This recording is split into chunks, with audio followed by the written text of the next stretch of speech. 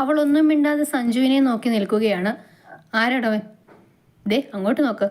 താൻ ഇവളുടെ പിന്നാലെ വന്നപ്പോൾ മുതൽ കൂട്ടിലിട്ട വെരുകിനെ പോലെ അവിടെ നിൽക്കുന്നുണ്ട്. സഞ്ജു വിക്രത്തെ ചൂണ്ടിക്കാണിച്ചുകൊണ്ട് പറഞ്ഞപ്പോൾ അവരൊക്കെ തന്നെ നോക്കുന്നത് കണ്ട് വിക്രം പെട്ടെന്ന് ഫോൺ എടുത്ത് ചെവിയിൽ വെച്ചുകൊണ്ട് നിന്നു. ഇവനോ?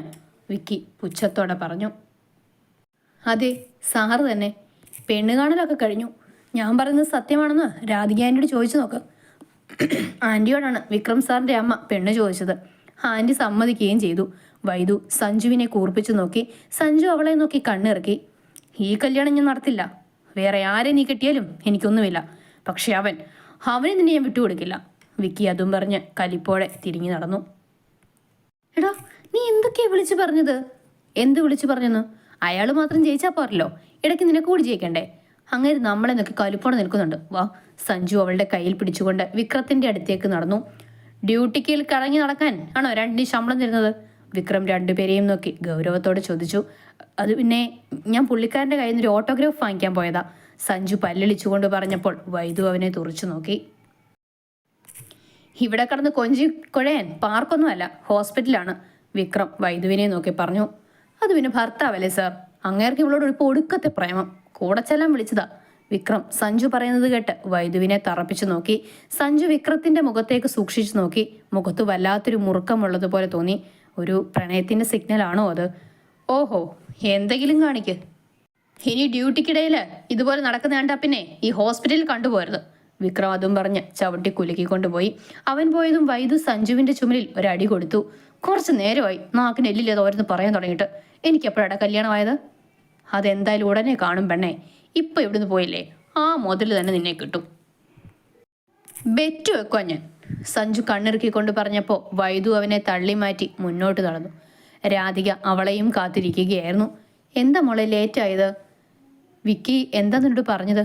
രാധിക അവളോട് ചോദിച്ചു. അമ്മയുടെ മോന് അടുത്തൊരു നാടകത്തിൽ അഭിനയിക്കാൻ എന്നെ വിളിച്ചതാ. വൈദു പുച്ഛത്തോടെ പറഞ്ഞു. എന്ത് നാടകം? ഞാൻ അയാളുടെ കൂടെ ഒരു പരസ്യത്തിൽ അഭിനയിച്ച സീനായിരുന്നു ഞങ്ങളുടെ വിവാഹ ഫോട്ടോ എന്ന് അയാൾക്കൊപ്പം സോഷ്യൽ മീഡിയയിൽ പറയണമെന്ന്. രാധിക ദേഷ്യം കൊണ്ട് വിറച്ചു. അപ്പോൾ ഇതിനായിരുന്നോ അവ സ്നേഹം കാണിച്ച് കൂടെ വന്നത്? ഇത്രയും ക്രൂരനായ ഒരുവിനെയാണല്ലോ ഞാൻ വയറ്റി ചുമന്നത്. എന്തായാലും വിക്കിയുടെ ഉദ്ദേശം നടക്കില്ല അമ്മേ. ഇനി അയാളുടെ ഭാര്യയായിരുന്നത് പോലും ഞാൻ ഓർക്കില്ല. അവസാന ഓർമ്മകളും ഞാനിവിടെ എരിച്ചു കളയുകയാണ്, വൈദു ഉറപ്പോടെ പറഞ്ഞു. മോളെ, അമ്മ ഒരു കാര്യം പറയട്ടെ? രാധിക അവളുടെ കയ്യിൽ കൈ ചേർത്ത് കൊണ്ട് ചോദിച്ചു. അവൾ തലയാട്ടി രാധികയെ നോക്കി. ഡോക്ടർ വിക്രത്തിൻ്റെ അമ്മ പറഞ്ഞ ആലോചനയുമായി മുന്നോട്ട് പോട്ടെ. വൈദു ദേഷ്യത്തോടെ കൈമാറ്റി രാധികയെ നോക്കി. ഇനി ഒരിക്കൽ കൂടി എന്നെ വിഡ്ഢിവേഷം കെട്ടിക്കല്ലേ അമ്മേ? വിക്രം സാറിന് കണ്ടുമുട്ടിയ നാൾ മുതൽ ഞാൻ ശത്രുവിൻ്റെ സ്ഥാനത്താണ്. ഇഷ്ടമില്ലാതെ ഒരാളുടെ ഭാര്യയാക്കി വന്നതിൻ്റെ ഫലം ഞാൻ ഇന്നും അനുഭവിക്കുക. ഇനിയും അത്ര ഒരു ജീവിതം എനിക്ക് വേണ്ട. തൽക്കാലം വിവാഹത്തെപ്പറ്റി ഞാൻ ചിന്തിക്കുന്നില്ല. എന്നെ മനസ്സിലാക്കുന്ന സ്നേഹിക്കുന്ന ഒരാളെ കണ്ടുമുട്ടിയ തീർച്ചയായും ഞാൻ അമ്മയോട് പറയാം. വൈദു രാധികയുടെ ചുമലിലേക്ക് ചാഞ്ഞു. നിറഞ്ഞ കണ്ണുകളോടെ രാധിക അവളെ ചേർത്ത് പിടിച്ചു. രാത്രിയിൽ ബാൽക്കണിയിൽ ലാപ്പിൽ നോക്കി ഇരിക്കുകയായിരുന്ന വിക്രത്തിന്റെ അടുത്ത് ബീൻ ബാഗ് വലിച്ചിട്ട് ഹിരൺമയി വന്നിരുന്നു. വിക്രം തലയുയർത്തി അവനെ നോക്കി. നിനക്ക് എന്താ പ്രശ്നം കുഞ്ഞാ? നീ ഇങ്ങനെ സ്ട്രേഞ്ചായി ബിഹേവ് ചെയ്യുന്നത് എന്തിനാണ്? ഏട്ടൻ എന്താ? ഞാൻ എങ്ങനെ ബിഹേവ് ചെയ്തെന്നാ? വിക്രം ലാപ്പടച്ചു വെച്ച് ഹിരൺമയെ നോക്കി. ഞാൻ ഒരു കാര്യം ചോദിക്കട്ടെ കുഞ്ഞാ, ഡു യു ലവ് ഹർ? ആരെയാണ് നീ ഉദ്ദേശിക്കുന്നത്? വിക്രം കൈ കെട്ടിക്കൊണ്ട് അവനെ നോക്കി ചോദിച്ചു. ആരെയാണെന്ന് നിനക്കും അറിയാം, എനിക്കും അറിയാം. എങ്കിലും ഞാൻ പറയാം, ഉർവശി പത്മനാഭൻ. വിക്രം മുറുകിയ മുഖത്തോടെ അവനെ നോക്കി. എനിക്ക് പ്രേമം അവളോട് നെവർ. പിന്നെ എന്തിനാണ് നീ അവളെ ഫോളോ ചെയ്യുന്നത്? മനഃപൂർവ്വം ഇറിറ്റേറ്റ് ചെയ്യുന്നത്? ഞാനൊന്നും അറിയില്ലെന്നാണോ? അവളുടെ ഹസ്ബൻഡ് വന്നപ്പോൾ ഇത്രയും ടെൻസ്ഡ് ആയത് എന്തിനാണ്? വിക്രം പതർച്ചയോടെ നോട്ടം മാറ്റി. അച്ഛൻ വന്നിട്ടുണ്ട്, താഴേക്ക് വാ. ഹിരൺമയി അതും പറഞ്ഞ് എഴുന്നേറ്റ് പോയി. വിക്രം താഴേക്ക് ചെന്നപ്പോൾ ചാരുവിൻ്റെ അച്ഛനും അമ്മയും വന്നിട്ടുണ്ട്. എല്ലാവരും കൂടി എന്തോ വലിയ ചർച്ചയിലായിരുന്നു. കുഞ്ഞാ, ഇവിടെ വാ, നിന്നോട് കുറച്ച് കാര്യങ്ങൾ സംസാരിക്കാനുണ്ട്. രാമകൃഷ്ണൻ അവനെ വിളിച്ചു. വിക്രം ഹിരൺമയുടെ അടുത്തേക്ക് വന്നിരുന്നു. അച്ചു എന്തായാലും ഇപ്പോൾ വിവാഹത്തിന് ഒരുക്കമല്ല, ഇനിയുള്ളത് നിന്റെ കാര്യമാണ്. രാമകൃഷ്ണൻ ഗൗരവത്തോടെ പറഞ്ഞപ്പോൾ വിക്രം താല്പര്യമില്ലാത്തതുപോലെ നോക്കി. ഞങ്ങൾ നിനക്കൊരു കുട്ടിയെ കണ്ടുവച്ചിട്ടുണ്ട്, രാധാകൃഷ്ണൻ പറഞ്ഞപ്പോൾ വിക്രം ദേഷ്യത്തോടെ നോക്കി. ഞങ്ങളുടെ ഒരു പാർട്ട്ണറുടെ മകളാണ്. അവരായി മുന്നോട്ട് വെച്ച പ്രപ്പോസലാണ്. വിക്രം ഞെട്ടലോടെ നോക്കി. ലേഖ തെളിച്ചമില്ലാത്ത മുഖത്തോടെ ഇരിക്കുന്നത് വിക്രം കണ്ടിരുന്നു. എനിക്ക് വേണ്ട, വിക്രം തീർത്തു പറഞ്ഞു. പറ്റില്ല കുഞ്ഞാ, ഞാൻ തീരുമാനിച്ചു കഴിഞ്ഞു. അച്ഛൻ തീരുമാനിച്ചാൽ ഞാൻ എന്ത് വേണം? എൻ്റെ പാർട്ട്ണർ ആരായിരിക്കണമെന്ന് തീരുമാനിക്കുന്നത് ഞാനാണ്. നിങ്ങളുടെയൊക്കെ താല്പര്യത്തിനനുസരിച്ച് ജീവിക്കാൻ എനിക്ക് പറ്റില്ല, വിക്രം ചാടി എണീറ്റുകൊണ്ട് പറഞ്ഞു. നിന്റെ മനസ്സിൽ ആരെങ്കിലും ഉണ്ടോ കുഞ്ഞാ? എൻ്റെ മനസ്സിൽ ആരെങ്കിലും ഉണ്ടെങ്കിൽ സമയമാകുമ്പോൾ ഞാൻ പറയും, അല്ലാതെ ആരെങ്കിലും കെട്ടാൻ പറഞ്ഞാൽ എനിക്ക് പറ്റില്ല. അവൻ വെട്ടിത്തിരിഞ്ഞ് കയറിപ്പോയപ്പോൾ രാമകൃഷ്ണൻ ദേഷ്യത്തോടെയിരുന്നു. ഞാൻ ഏട്ടനോട് പറഞ്ഞതല്ലേ ആ കുട്ടിയുടെ കാര്യം. നല്ല മോളെ ഏട്ടാ, എനിക്ക് ഒരുപാട് ഇഷ്ടമായി. അവനും ആ കുട്ടിയുടെ ഒരു താല്പര്യമുണ്ട്. ലേഖേ, ആ കുട്ടി വിവാഹം കഴിഞ്ഞതല്ലേ? അതുമാത്രമല്ല നമ്മുടെ ഹോസ്പിറ്റലിൽ ജോലി ചെയ്യുന്നൊരു സ്റ്റാഫും. ഇന്നത്തെ കാലത്ത് അങ്ങനെയൊക്കെ നോക്കി ജീവിക്കാൻ പറ്റൂ ഏട്ടാ. ഏട്ടത്തി ആ കുട്ടിയുടെ കാര്യമൊക്കെ പറഞ്ഞതല്ലേ? ഫോട്ടോ കാണിച്ചു തന്നപ്പോൾ എനിക്കും ഇഷ്ടപ്പെട്ടു. കുഞ്ഞിന് ഈ ബന്ധമാണ് താല്പര്യമെങ്കിൽ ഇതുമായി മുന്നോട്ട് പോകുന്നതല്ലേ നല്ലത്, ചാരുവിൻ്റെ അമ്മ വീണ രാമകൃഷ്ണനെ നോക്കി പറഞ്ഞു.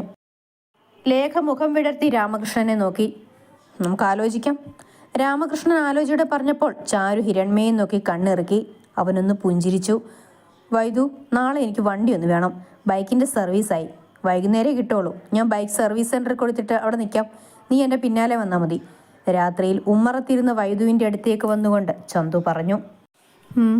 എന്തോ മൂളിക്കൊണ്ട് ആലോചിച്ചിരിക്കുന്ന വൈദുവിനെ ചന്തു സൂക്ഷിച്ചു നോക്കി. ഇവിടെയൊന്നും അല്ലാത്തതുപോലെ. വൈദു, ഞാൻ പറഞ്ഞു നീ കേൾക്കുന്നുണ്ടോ? എന്താ? വൈദു ഞെട്ടിക്കൊണ്ട് അവനെ നോക്കി ചോദിച്ചു. ചന്തു കൈകെട്ടി രൂക്ഷമായി അവളെ നോക്കി.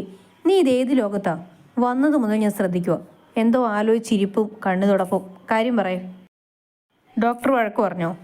ഏയ് ഇല്ല. പിന്നെ എന്താ? വിക്കി വന്നിരുന്നു ഇന്ന് ഹോസ്പിറ്റലിൽ. എന്നിട്ട് അവൻ നിന്നെ എന്തെങ്കിലും പറഞ്ഞോ? ഇല്ല, അത് അയാൾ വന്നത് എന്നെ കാണാനും സംസാരിക്കാനുമായിരുന്നു. അവൻ ഇനി എന്താ സംസാരിക്കാനുള്ളത്? വൈദു വിക്കി അവളോട് പറഞ്ഞ കാര്യവും സഞ്ജു പറഞ്ഞതും ഉൾപ്പെടെ എല്ലാം പറഞ്ഞു. ആദ്യം ദേഷ്യം വന്നെങ്കിലും അവസാനം കേട്ടപ്പോൾ ചന്തുവിന് ചിരി വന്നു. സഞ്ജു ആ പറഞ്ഞത് നന്നായി. നാണമില്ലാത്തവൻ. കാര്യം കാണാൻ ഏതറ്റം വരെയും പോവും. വൈദു, അവൻ വെല്ലുവിളിച്ചത് നീ കേട്ടതല്ലേ? ഡോക്ടറിൻ്റെ ഒപ്പം ജീവിക്കാൻ നിനക്ക് അവൻ്റെ സമ്മതം ആവശ്യമില്ല. ഒരു സിനിമയിലെ അഭിനയം പോലെയാണ് അവൻ ഈ ബന്ധത്തെ കണ്ടത്.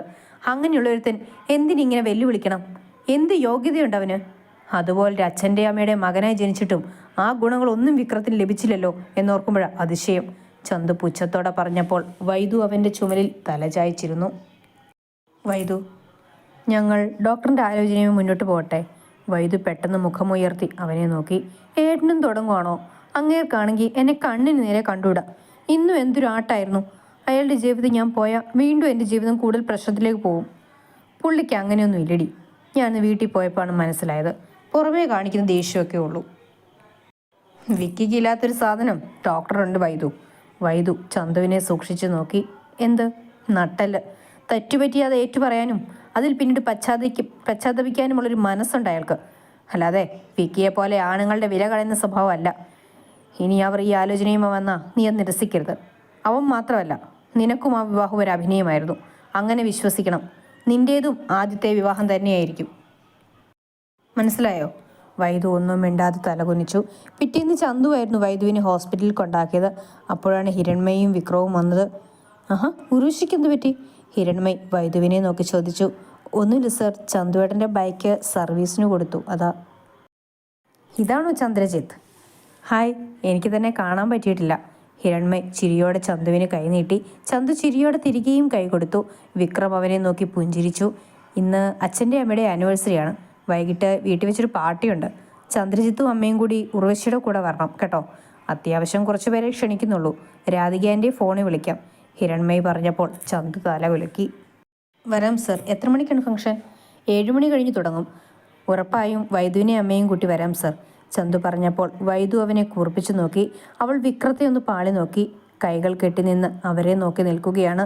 എന്നാൽ ഞങ്ങൾ ഇറങ്ങട്ടെ സർ, ഓഫീസിൽ പോയിട്ട് തിരക്കുണ്ട്. ചന്തു യാത്ര പറഞ്ഞിറങ്ങി. ഹിരൺമയി കാറിൽ നിന്നൊരു കവറെടുത്ത് വൈദുവിന് കൊടുത്തു. അവൾ ആ കവറിലേക്കും അവനെയും നോക്കി. അമ്മയുടെ ഗിഫ്റ്റാണ് തനിക്ക്. ഇതിട്ട് വേണം ഫംഗ്ഷന് വരേണ്ടതെന്ന് അമ്മയ്ക്കൊരാഗ്രഹം. എന്തായാലും തൻ്റെ ഇഷ്ടം, ഹിരൺമയി കണ്ണു ചിമ്മിക്കൊണ്ട് പറഞ്ഞപ്പോൾ വൈദു വല്ലായ്മയോടെ നോക്കി. വിക്രം അവളുടെ മുഖത്തേക്ക് സൂക്ഷിച്ചു നോക്കി, ഒരു അപകർഷതാബോധമുള്ളതുപോലെ. ആരെങ്കിലും ഗിഫ്റ്റ് തരുമ്പോൾ ചിരിച്ചുകൊണ്ടാണ് വാങ്ങേണ്ടത്, അല്ലാതെ കയറ്റിപ്പടച്ച മുഖത്തോടല്ല. വിക്രം ഗൗരവത്തോടെ പറഞ്ഞപ്പോൾ വൈദു അവനെ കെറുവിച്ചു നോക്കി. അവൾ അതും വാങ്ങി നടന്നു പോയപ്പോൾ വിക്രത്തിന്റെ ചുണ്ടിൽ ഒരു പുഞ്ചിരി തെളിഞ്ഞത് കണ്ട് ഹിരൺമയി അവന്റെ ചുമലിൽ പിടിച്ചുകൊണ്ട് ചിരിയോടെ മുന്നോട്ട് നടന്നു. ഉച്ചയ്ക്ക് കഴിക്കാനിറങ്ങിയ സമയത്ത് സഞ്ജുവിൻ്റെയും അനുവിൻ്റെയും മുന്നിൽ വൈദു ആ കവർ തുറന്നു നോക്കി. ചുവപ്പിൽ വൈറ്റ് സ്റ്റോണുകൾ പതിപ്പിച്ചു വെച്ചൊരു മനോഹരമായ സാരിയായിരുന്നു അത്. സൂപ്പർ സാരി, നിനക്ക് നന്നായി ചേരും വൈദു, അനു സന്തോഷത്തോടെ അവളെ നോക്കി പറഞ്ഞു. എടി, ഇത് പുടവ കൊടുക്കൽ ചടങ്ങാടി, സഞ്ജു കളിയാക്കി പറഞ്ഞപ്പോൾ വൈദു അവനെ കൂർപ്പിച്ചു നോക്കി. നിനക്ക് എന്താടാ?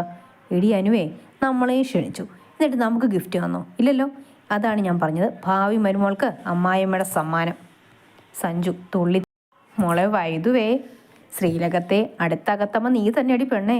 വൈദു അവനെ അടിച്ചപ്പോൾ അനു പൊട്ടിച്ചിരിച്ചുകൊണ്ട് അവരെ നോക്കി നിന്നു. മനസ്സിൽ ഒരു പിടിവലി നടക്കുകയായിരുന്നു വൈദുവിന്. തിരിച്ചു പോകുമ്പോഴും വണ്ടിയിലിരുന്ന് ചന്തുവിനോട് പറയുകയായിരുന്നു വൈദു, അവരുടെ ഇഷ്ടമല്ല പെണ്ണെ, അതെടുത്ത് പോയാൽ മതി. രാധികേൻ്റെ പോലെ നല്ലൊരു ആൻറ്റിയാണെന്ന് തോന്നുന്നു. എല്ലാവരും അവരുടെ സൈഡ്. ആ കാണ്ടാമൃഗത്തിൻ്റെ ഒരു ഇന്ന് എന്നെ കണ്ടപ്പോൾ ഒരു വല്ലാത്ത ഇളി. ചന്തു ചിരിച്ചുപോയി. വൈദു അവൻ്റെ പിന്നിൽ ഒരു ഇടി കൊടുത്തു. ഞാനില്ല പിള്ളേരെ, നിങ്ങൾ പോയിട്ട് വാ, കാലിനൊക്കെ വേദനയാണ്, ഉണ്ണിയമ്മ മടിയോടെ പറഞ്ഞു. രാധികാൻ്റെ കാറിലല്ലേ വരുന്നേ, അമ്മയ്ക്ക് കാറിലിരിക്കാൻ എന്താ ബുദ്ധിമുട്ട്? എന്നെ നിർബന്ധിക്കണടാ, നീ എൻ്റെ കാല് നോക്കിക്കേ. ഉണ്ണിയമ്മ നീര് പിടിച്ച കാല് കാണിച്ചു കൊടുത്തു. എപ്പോൾ വരുമെന്നറിയില്ല, അമ്മയോട് തനിച്ചിരിക്കുമോ? മുൻപ് നീ പാതിരാത്രി വീട്ടിൽ കയറി വരുമ്പോഴും ഞാൻ ഇങ്ങനെയായിരുന്നു, അതുകൊണ്ട് വൈദ്യുവിനെയും വിളിച്ചോട്ട് പോയിട്ട് വാ, ഉണ്ണിയമ്മ കൂർപ്പിച്ചു നോക്കിക്കൊണ്ട് പറഞ്ഞു. വൈദു ഹിരൺമയി കൊടുത്ത സാരിയായിരുന്നു ഉടുത്തത്. അപ്പോഴേക്കും രാധിക കാറുമായി വന്നു. രാമേട്ടനായിരുന്നു കാർ ഓടിച്ചത്. ചന്തു ഒരു മെറൂൺ ഷർട്ടും വൈറ്റ് പാൻസുമായിരുന്നു ഇട്ടിരുന്നത്. വൈദു പുറകിൽ രാധികയുടെ അടുത്തിരുന്നു. ചന്തുവിന് വഴി അറിയാമായിരുന്നതുകൊണ്ട് അവൻ പറഞ്ഞു കൊടുത്തു. പകുതി എത്തിയപ്പോൾ അനുവും അവളുടെ ഏട്ടനും സഞ്ജുവും ഉണ്ടായിരുന്നു. രാത്രി ആയതുകൊണ്ട് അനുവിനെ ഒറ്റയ്ക്ക് വിടാൻ അവളുടെ ഏട്ടൻ അനൂപ് സമ്മതിച്ചില്ല. ശ്രീലകത്തിൻ്റെ മുന്നിലെത്തിയപ്പോൾ വൈദുവിൻ്റെ കണ്ണുകൾ മിഴിഞ്ഞുപോയി.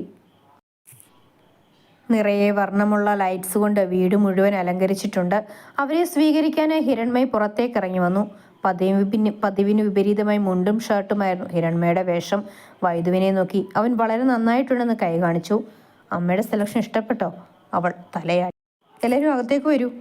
ഹിരൺമയി അവരെ ക്ഷണിച്ചുകൊണ്ട് അകത്തേക്ക് പോയി. ഒരുപാട് പേരെ അവിടെ എവിടെയായി നിൽപ്പുണ്ട്. അവരെ കണ്ടതും ചാരു ഓടി വന്ന് വൈദുവിൻ്റെ കയ്യിൽ പിടിച്ചു. സൂപ്പർ ചേച്ചി, വൈദു അവളെ നോക്കിയെന്ന് ചിരിച്ചു.